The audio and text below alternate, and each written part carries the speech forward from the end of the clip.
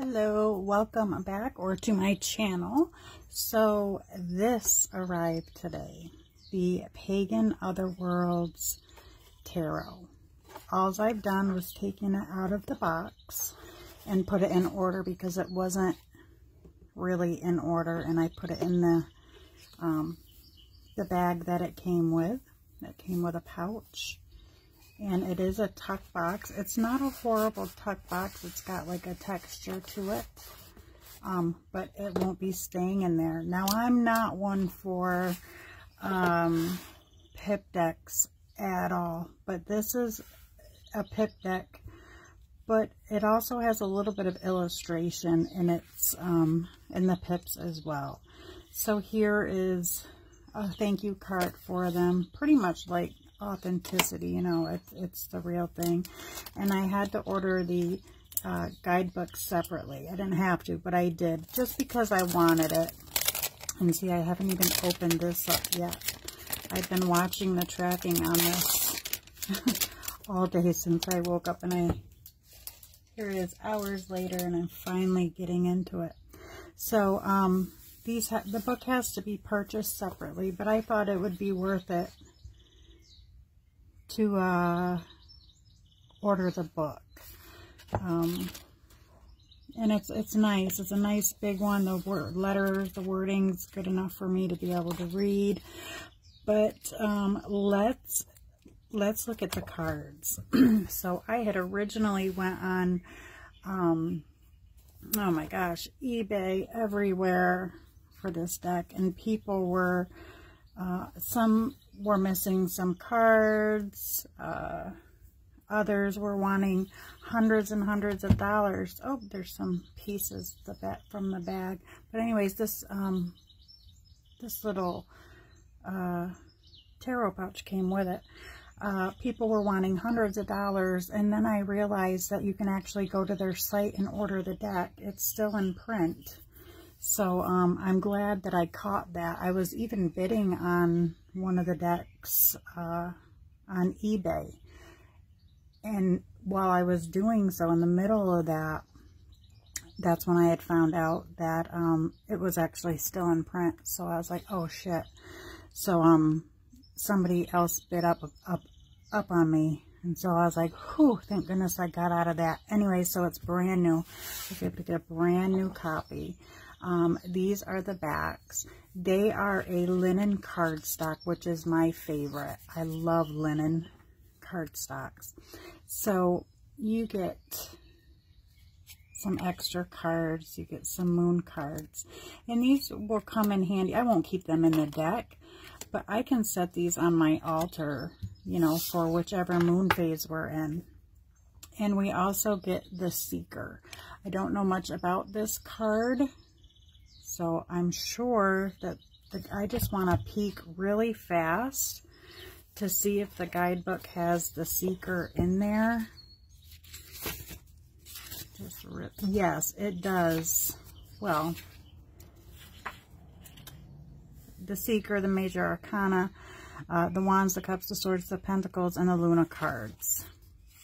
But I still want to see, okay, the Seeker, yep, it's right up here in the front. Okay.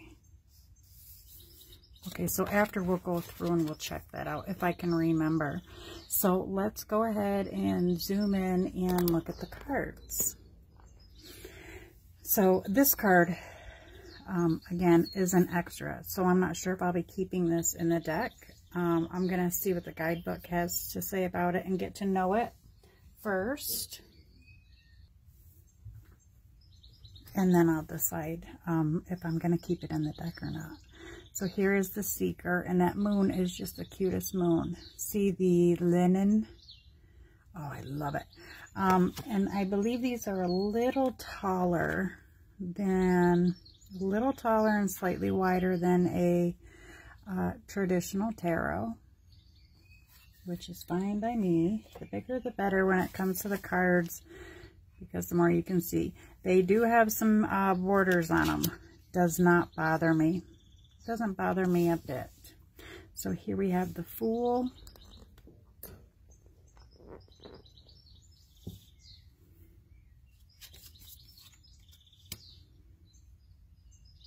Magician.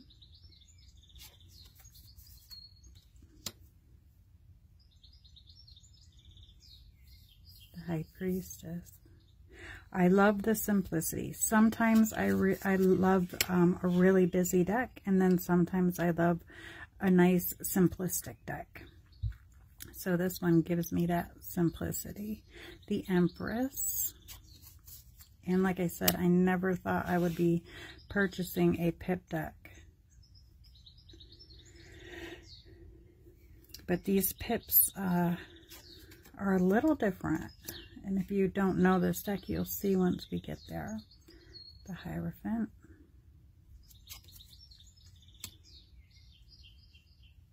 The Lovers.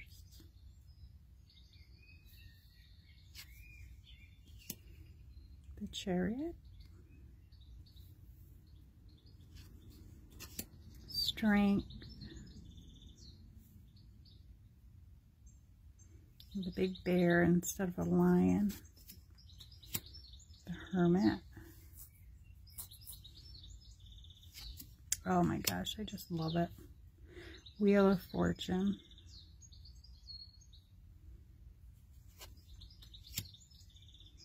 Justice.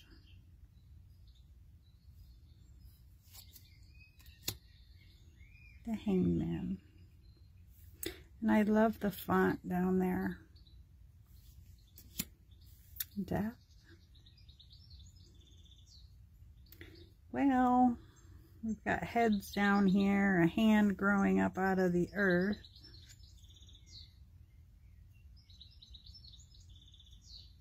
And it looks like he's like stepping on her head. He is a pretty mean death card. Temperance. Excuse me for that yawn. It's been a long day. The Devil. Look at the faces in here. I just now noticed those. And he's got like a bunch of switches.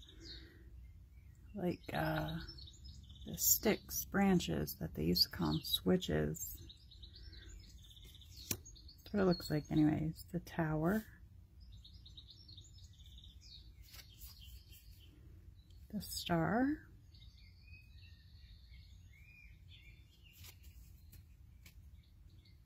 The Moon. I love that moon. Makes you wonder what's beyond there. And the Sun.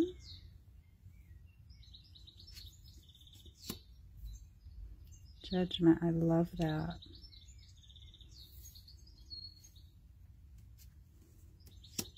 And the World. And here we go into the aces. So Ace of Pentacles, or into the minor, sorry. Two of Pentacles.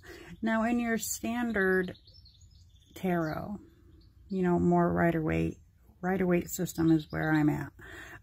You have the water in the back, right?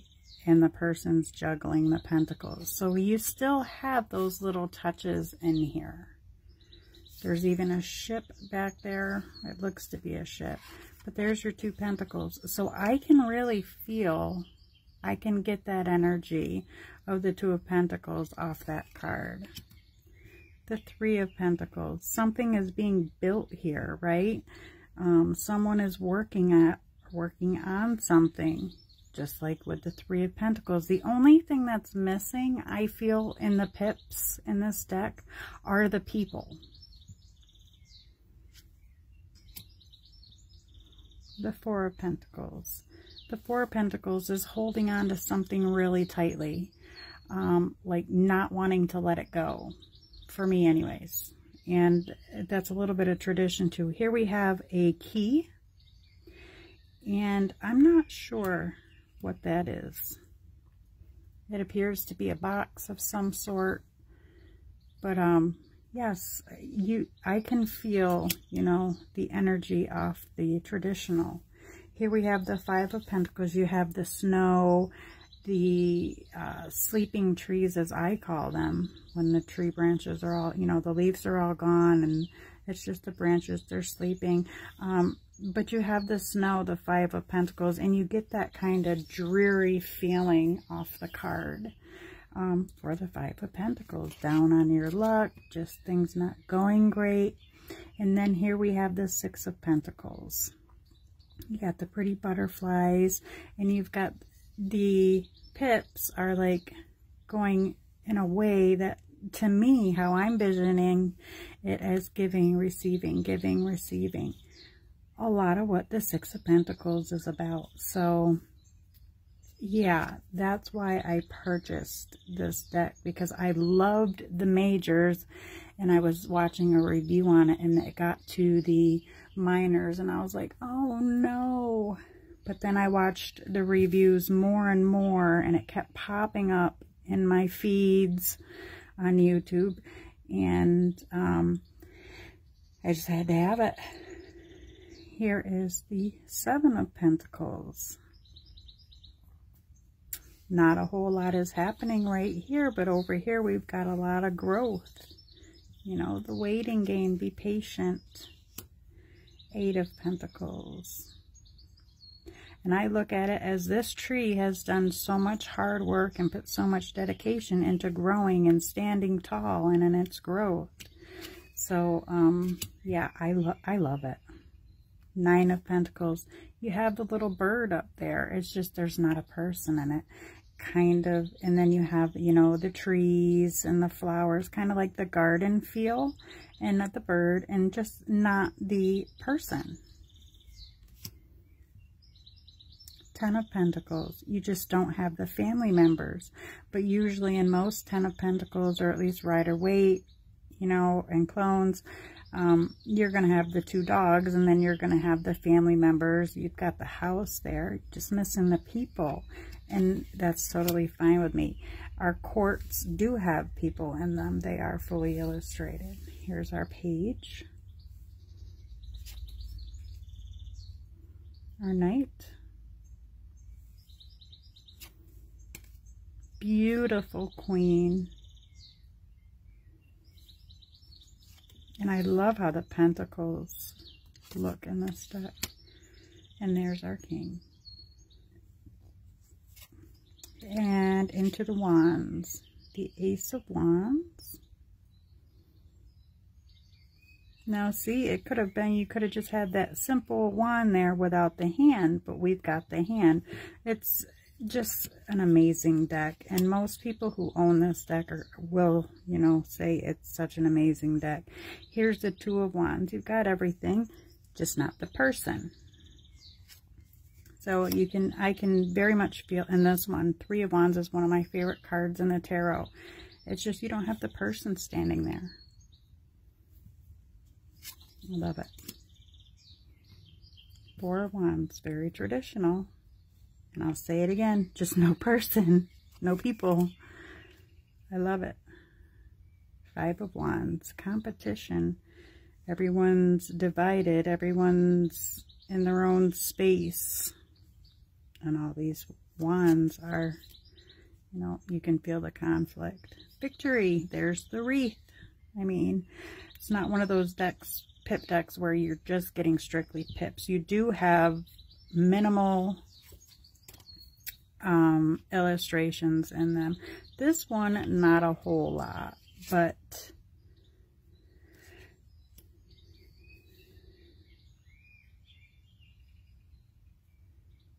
you can kind of see that barrier of, you know, setting up boundaries.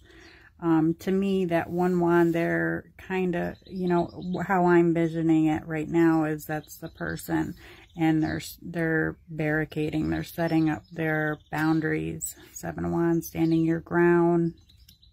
That one wand is standing very firm, and it's holding up the rest. So, you know, you're holding your own, you're standing your ground, you're setting boundaries. I get it.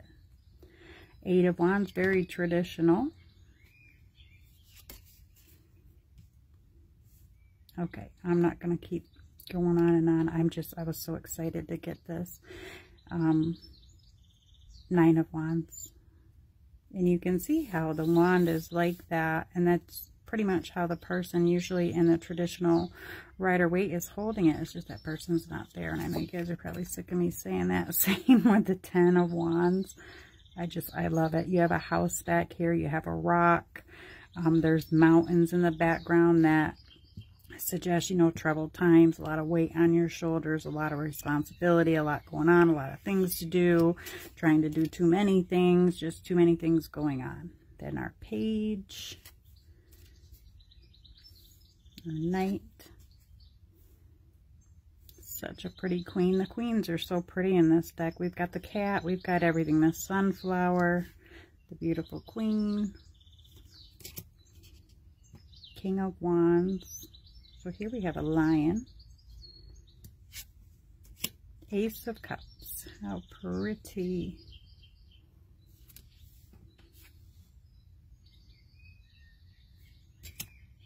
The Two of Cups. So you have those 2 cups. And these almost represent the 2 people that are on the 2 of Cups. For me anyways, there's something bonding there.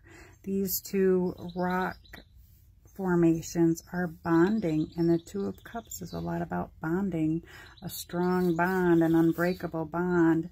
Those rocks would be hard to tear down, you know, and I'm just giving examples. The 3 of Cups. Looks like we have some cornucopia, happiness, celebration.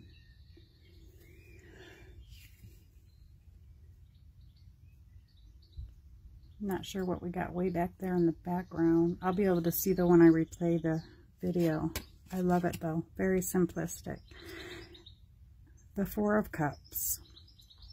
Now, from what I understand, this is the Hermit's Cave. Is he in there or not? I heard another person talk about how, and they have studied this deck and studied this deck and studied this deck, and she says that that is the Hermit's Cave, and always has to wonder when she's reading if he's in there or not. It's interesting. You know what? Let's look in the guidebook really quick at the 4 of Cups. I just want to see, because I'm interested, and those of you that are interested in this video, obviously you're watching it, so let's see if it says anything about that or where she may have gotten that from. And I'm just skimming through to see if I find the Hermit in there anywhere.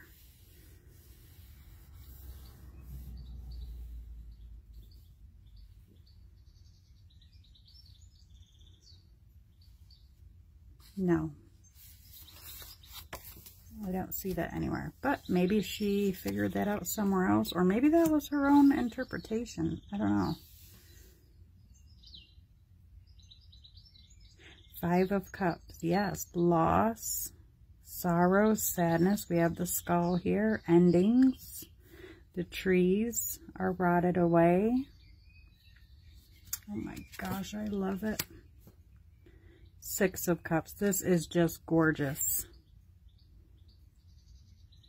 Just gorgeous. Nostalgia. We've got the flowers. They're in the cup. Usually it's the people holding the flowers, or one of them, and they're passing them to the other person. You've got the nice cozy little house in the background. All this growth in the trees and the hills and the grass. Oh my gosh, I love it.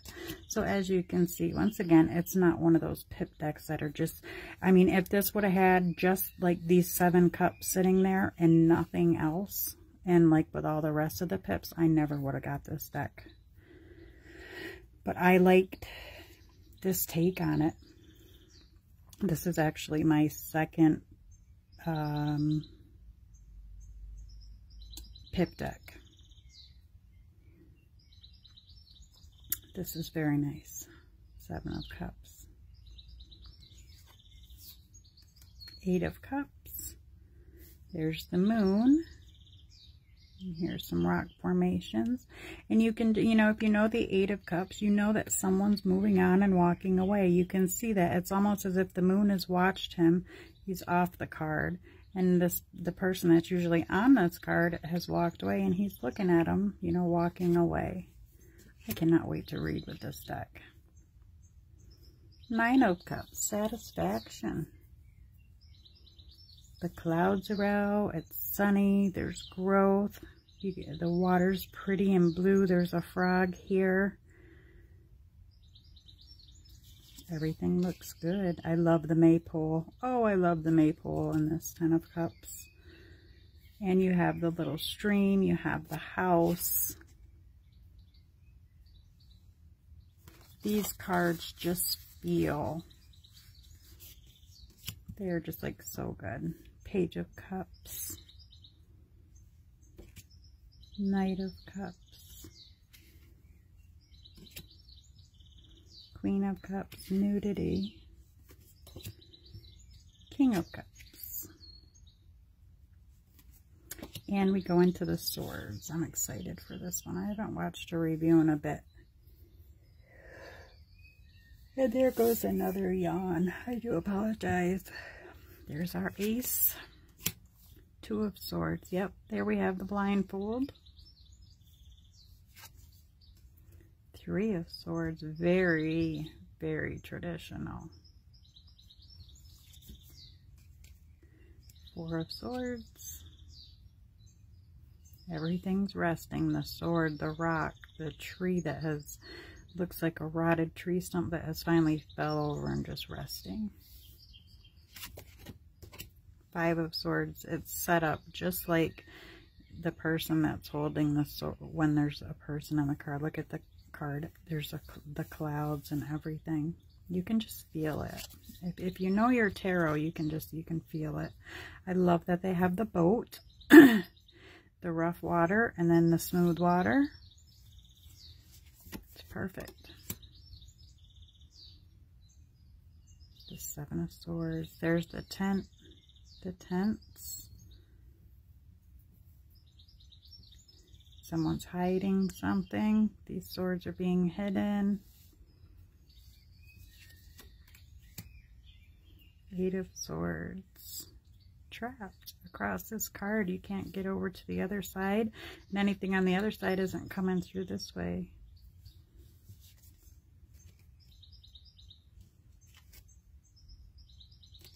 Nine of Swords. I'm not really sure how I feel about this one yet. This goose, geese, whatever, does appear to have a chain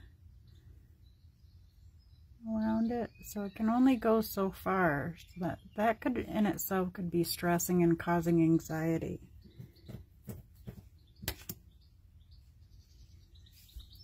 Ten of Swords. We have the skull, which represents, you know, endings, done, that's it. Page of Swords, I love it. Knight of Swords. Queen of Swords.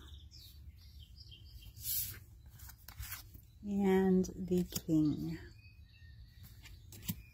What a gorgeous, gorgeous, gorgeous deck. Gorgeous, gorgeous. Now to decide whether or not I keep the Seeker, let's check out the guidebook real quick. I'm curious about the Seeker here. I think yeah.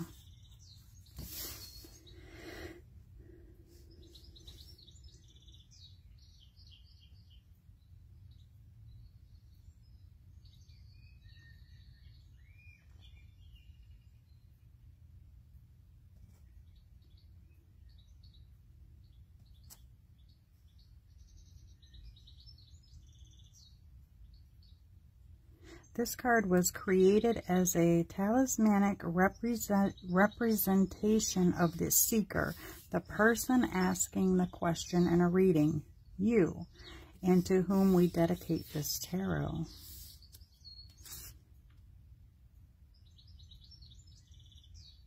There is an ancient pagan Celtic term called thin places used to describe places of mesmerizing, elusive beauty that take us out of ourselves and alter our perception of the world around us, if only for a few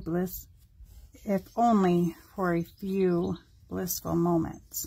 As the ancient pagan saying goes, there are only 3 feet between heaven and earth, but in thin places, that distance is even shorter. These are spaces where we encounter the divine and meet our true selves. The Seeker card, metaphorically, illustrates the revelatory experience of encountering the divine in our mystical quest for knowledge. This is a spirit card that interweaves the early folkloric narratives found in the tarot with the narratives we are creating for our own lives in order to journey into the future with a sense of purpose and meaning. This card, again, was created as a talismanic representation of the seeker, the person asking the questions in a reading, you and to whom we dedicate this tarot. So yeah, I'm not going to keep that in the deck. It's very nice. I'm going to actually put it on my altar. But here's the guidebook. I'm kind of excited to look in here. You get some keywords down here with each card. And then you get some info. The Fool always has so much information, because he's, you know, the beginning, he or she, the Magician. So yeah, very nice book here. I'm glad I paid the extra money for it. All in all, the lunar cards, so you get, yeah, I really love these cards, only for the, you know, setting on altars, but the new moon, cleansing, creativity, beginnings, waxing crescent, attraction, gathering, intentions. First quarter, action, decisions, challenges. Waxing gibbons, correction, potential, refine. Full moon, energy, attentive, clarity. Waning gibbons, learning, release, fixation. Last quarter, chance, serendipity, connection. Waning crescent, silence, naturalness, simplicity.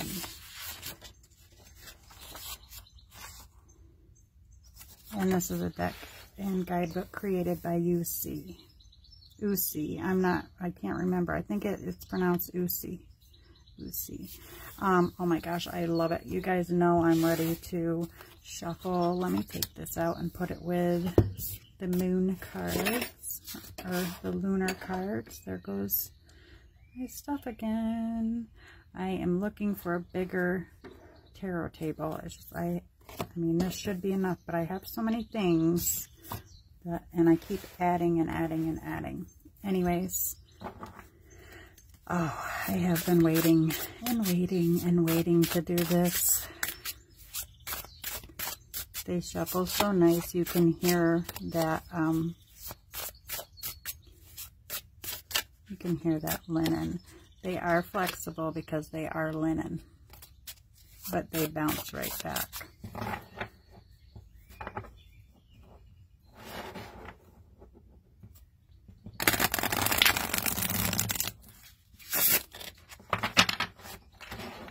They're a little larger, so it'll take a little getting used to shuffling. Not much, though.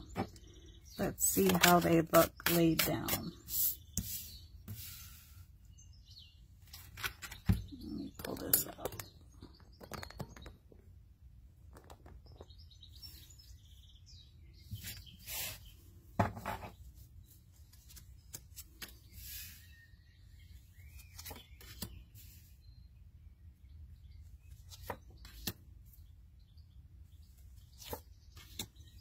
Yeah, these are beautiful. Worth the wait, worth the money.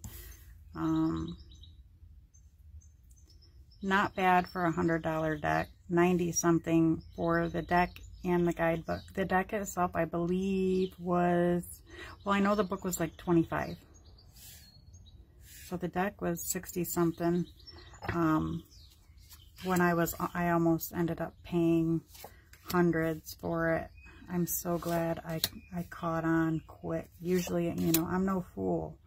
I was almost a fool reversed on this one, but I'm so glad I was able to actually find, you know, the original creator and came across their website and was able to get it. These look so nice, guys. The vibe off these are just everything. Now I can see why so many people love and gush over this deck. Thank you all so much for watching. Take care and brightest blessings.